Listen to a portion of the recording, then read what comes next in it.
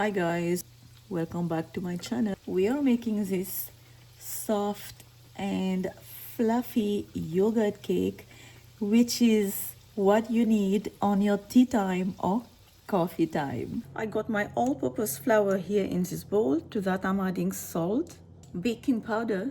If you're using salted butter, then just don't add salt in this flour. Baking soda. Briefly mix and set on a side. Now in my mixing bowl I got 3 large eggs. Now I'm adding vanilla extract, sugar, plain yogurt or Greek yogurt, melted butter. Using an electric hand mixer, give it a mix.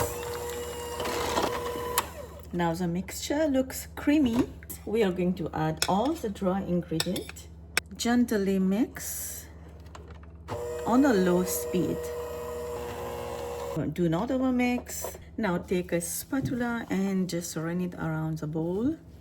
I got my 9 by 9 inch square cake pan. We are going to pour this butter into this cake pan, and my oven is already preheated, 350 Fahrenheit. Now spread it evenly.